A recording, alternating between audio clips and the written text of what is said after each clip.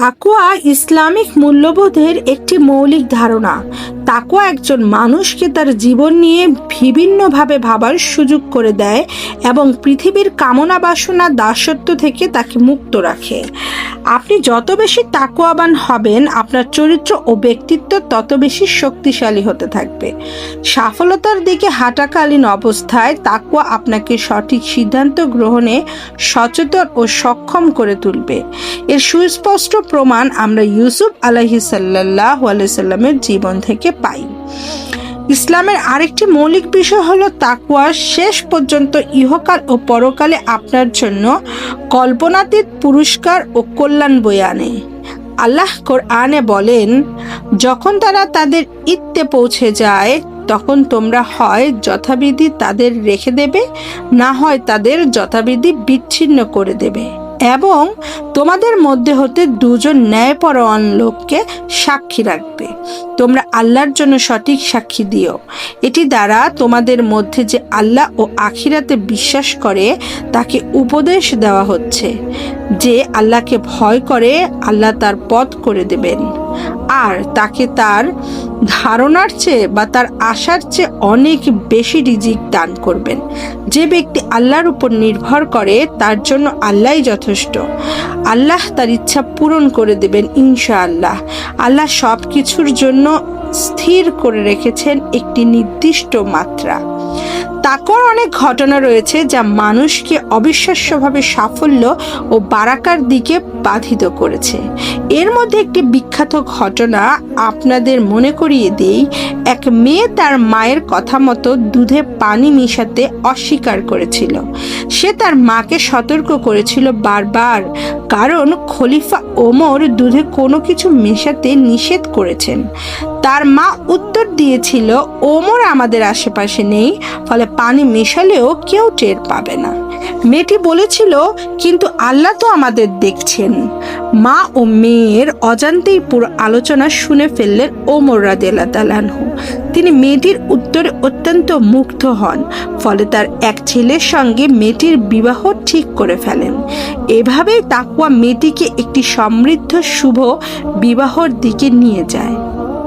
তার সমাজে তার অবস্থানকে উজ্জ্বল করেছিলেন এবং এরপরে পৃথিবীকে উপহার দিয়েছিল আরেকজন অসাধারণ মানুষ, ওমর ইবনুল আব্দুল আজিজ, যাকে ইসলামের পঞ্চম খলিফা বলা হয়।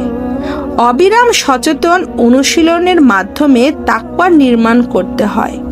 নিজেকে প্রতিনিয়ত জিজ্ঞাসা করতে হবে, আমার এ পদক্ষেপ কিংবা আমার এ কথাটি আল্লাহকে সন্তুষ্ট করবে তো? উত্তর হ্যাঁ হলে সামনে আগানো যাবে, আর যদি উত্তর না হয় তবে নিজেকে ফিরিয়ে নিন। এভাবেই আপনি তাকওয়া অর্জন করতে পারবেন। সর্বদা আল্লাহর প্রতি সচেতন থাকুন। প্রতিটি সিদ্ধান্তর আগে নিজেকে জিজ্ঞাসা করুন, আল্লাহ যদি আমাকে এই সিদ্ধান্তটা সম্পর্কে জিজ্ঞাসা করেন, আমি কি বলবো?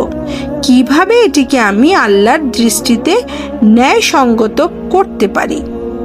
আল্লাহর সম্পর্কে বেশি বেশি জানুন, তার নাম ও গুণাবলী এবং সেগুলো কিভাবে আপনার জীবনে প্রভাব ফেলে তা জানুন। আল্লাহর কাছে ক্ষমা প্রার্থনা করুন। গুনাহ করে থাকলে দেরি হলেও তওবা করে নিন।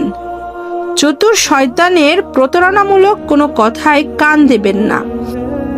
আল্লাহ কোরআনে বলেন, বলো, হে আমার বান্দারা, তোমরা যারা নিজেদের প্রতি অবিচার করেছো, আল্লাহর রহমত হতে নিরাশ হইও না। আল্লাহ সমস্ত পাপ ক্ষমা করে দেবেন। তিনি তো পরম ক্ষমাশীল, পরম দয়ালু। নবীজি বলেন, তোমরা যদি প্রকৃতভাবে আল্লাহ তাআলার উপর নির্ভরশীল হতে, তাহলে তোমাদের যেভাবে তোমরা রিজিক পাও তার চেয়ে অনেক বেশি রিজিক পেতে, বা তাহলে পাখিদের যেভাবে রিজিক দেওয়া হয় তোমাদেরও সেভাবে রিজিক দেওয়া হতো। এরা সকালবেলা খালি পেটে বের হয় এবং সন্ধ্যাবেলায় ভরা পেটে ফিরে আসে। লক্ষ্য করুন, পাখিরা কিন্তু খাবারের খাবার পৌঁছানোর অপেক্ষায় তাদের বাসায় বসে থাকে না, বরং তারা আল্লাহর প্রতি নির্ভর করার সাথে সাথে জীবিকার সন্ধানে বেরিয়ে পড়ে। একইভাবে জীবনে বারাকা ও বিভিন্ন ধরনের উপকার পেতে চাইলে আপনাকেও অবশ্যই জীবিকার সন্ধানে বের হতে হবে এবং লক্ষ্য অর্জন করতে হবে। আল্লাহ কোরআনে বলেন, আর তাকে তার ধারণাতীত উৎস হতে রিজিক দান করবেন। যে ব্যক্তি আল্লাহর উপর নির্ভর করে তার জন্য আল্লাহই যথেষ্ট। আল্লাহ তার ইচ্ছা পূরণ করে দিবেন। আল্লাহ সব কিছুর জন্য স্থির করে রেখেছেন একটি নির্দিষ্ট মাত্রা। এই ধারণাটি মনে গেঁথে নিন। দিন শুরুর আগে নিজেকে বলুন, আল্লাহর উপর ভরসা রেখে লক্ষ্য বাস্তবায়নের প্রয়োজনীয় সব কিছু আমি করব। এতে আপনি অনুপ্রাণিত হবেন, আশাবাদী হবেন এবং সহজে ছিটকে পড়বেন না।